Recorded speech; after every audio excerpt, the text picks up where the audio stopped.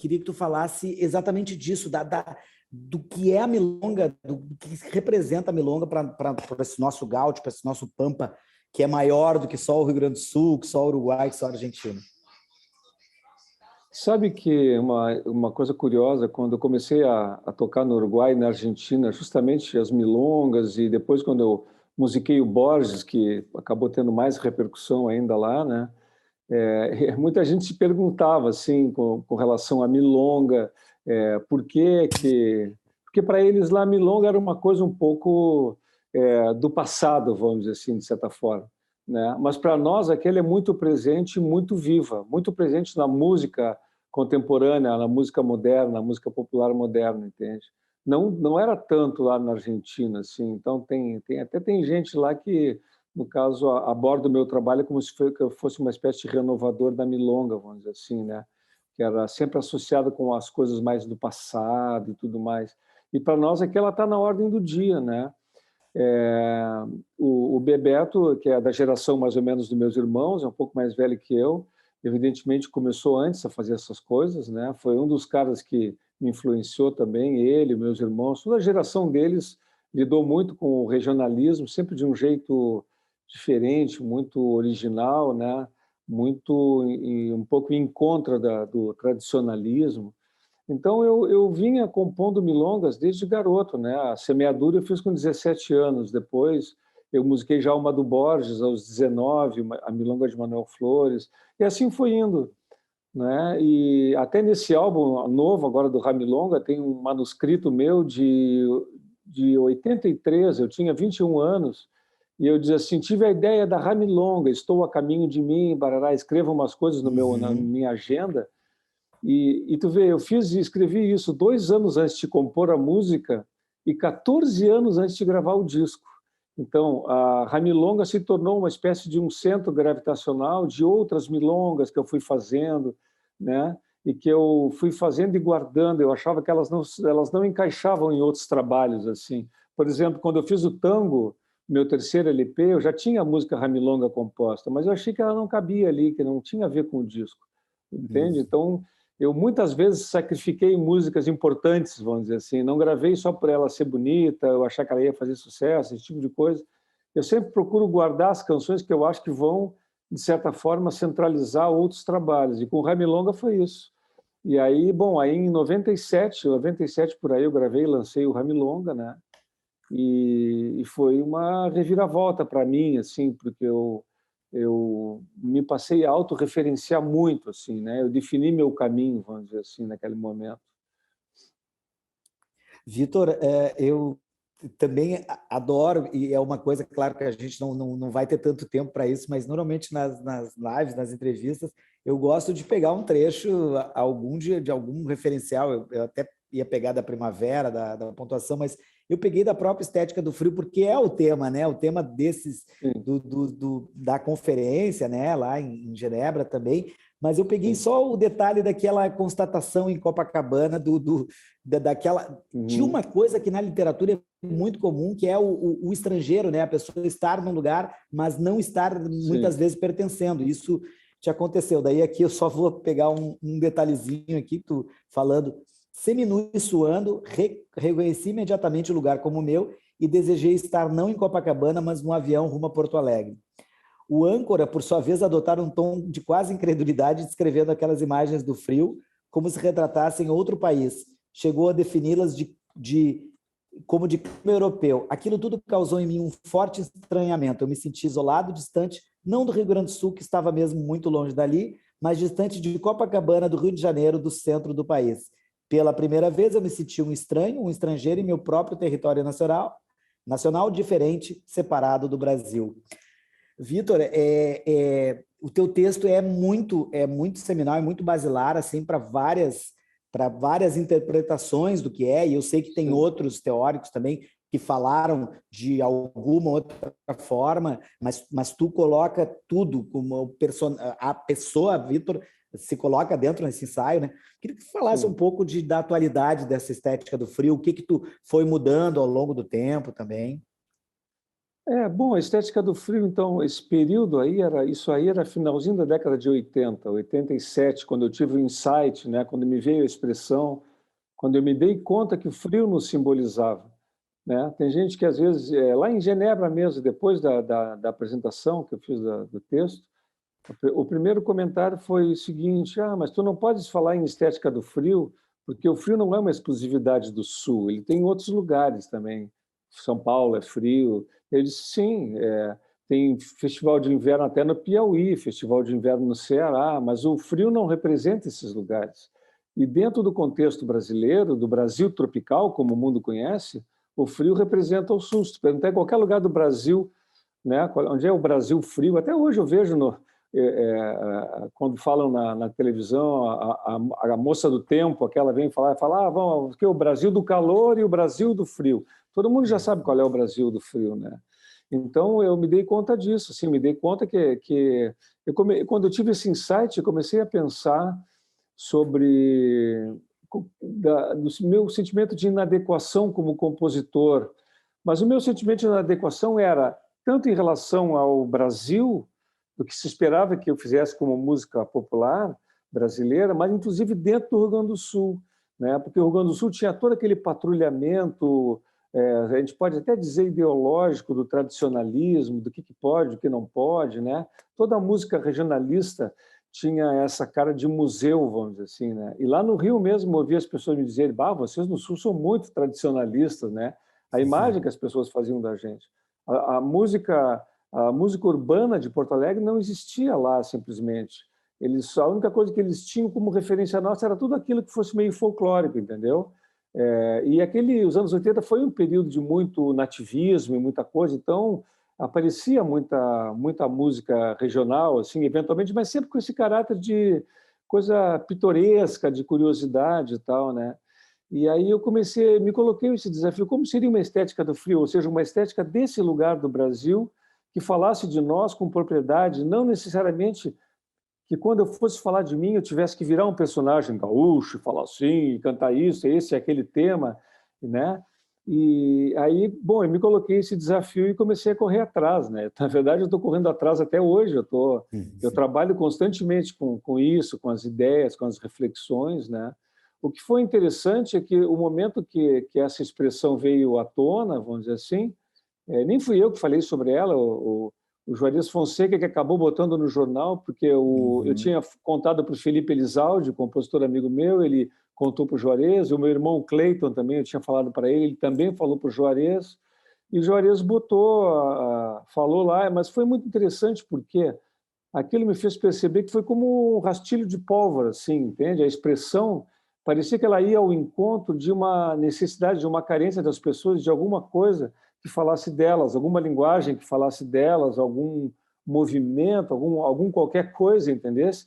Que não fosse necessariamente gauchesco, entende? Porque a sensação que ficava sempre é o seguinte: se não é gauchesco, não representa o Sul, né? Então eu comecei a me perguntar como é que eu poderia fazer uma música do Rio Grande do Sul, urbana, entende? Não necessariamente gauchesco, mas podendo ter elementos, se eu quisesse, por que não? Né? Os nordestinos transitam com tanta liberdade pelo seu imaginário, né?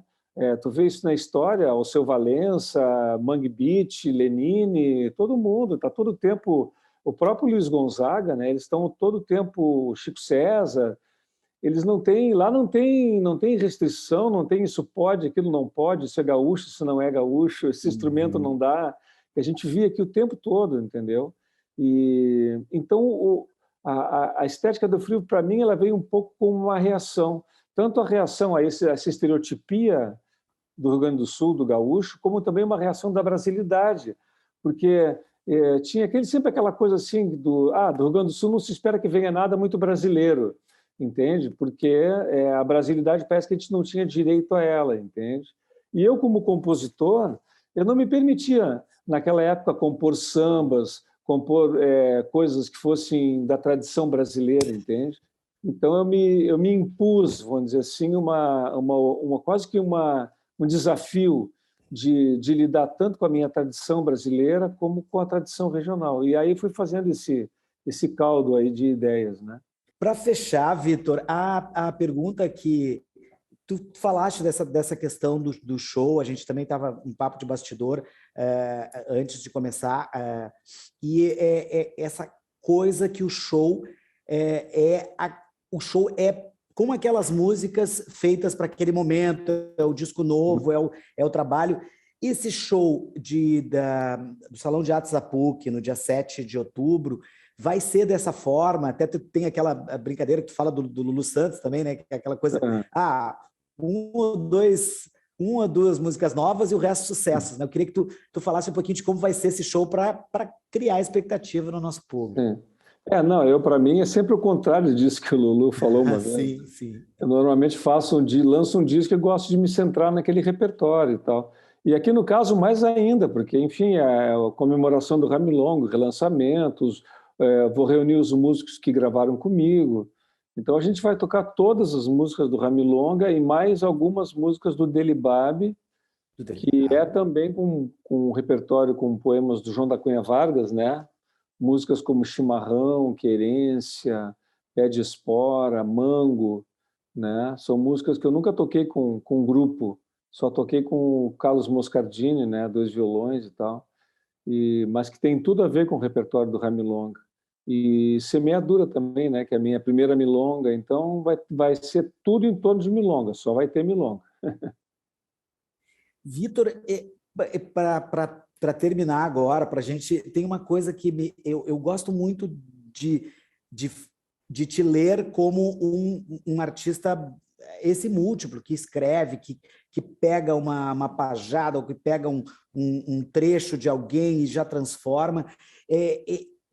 Estaria faltando um pouco, assim, vai aquela pergunta clichê, estaria faltando um pouco mais de pensamento simoniano, ou do João da Cunha Vargas, ou do Aureliano, que também é citado no Ramilonga, mas o próprio Jaime Caetano Brown, que nos deixou faz pouco, assim, está faltando um pouco mais desse pensamento desses caras, assim, porque eu vejo o Rio Grande do Sul, de uma forma geral, estou falando daqui assim, não discutindo tanto essas coisas, que era chamada de regionalismo, mas que não precisa ser regionalismo, é literatura, é arte, é verso, é poesia, é pajada. Eu queria que tu falasse um pouco disso para a gente fechar, assim, para a gente ver um pouco dessa tua verve, que eu gosto muito. Pois é, tu sabe que eu não sei se eu entendi bem qual é a tua questão.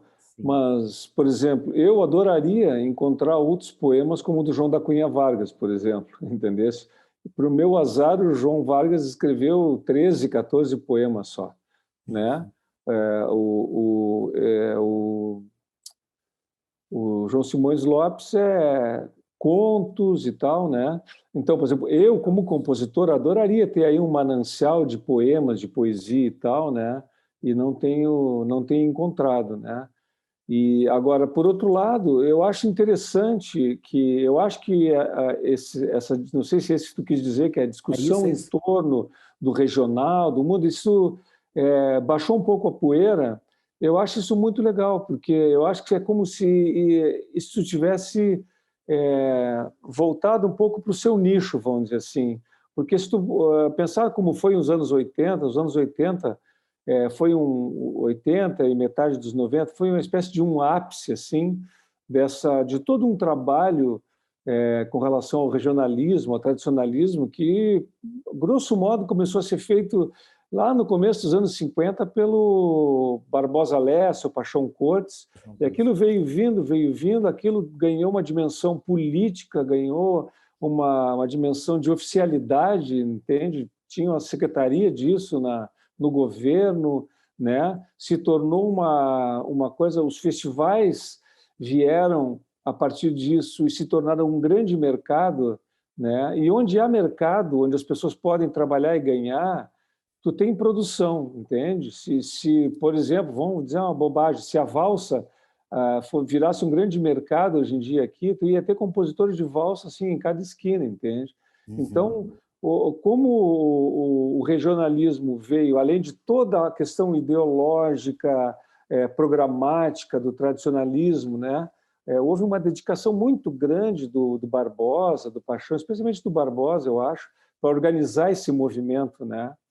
E então isso cresceu, se tornou quase que exclusivo, representante exclusivo do Sul. E, claro, aí nos anos 80, 90 começou a haver também uma polemização, então a coisa estava na ordem do dia, as discussões, quem era contra, quem era a favor, quem não gostava, que era isso e aquilo e tal, né?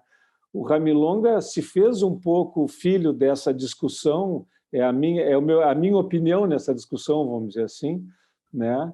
Mas eu acho interessante que essa visão do que é o Sul, do que é a identidade, que ela, de certa forma, ela se afaste um pouco disso e se abra para a diversidade nossa aqui, entendeu?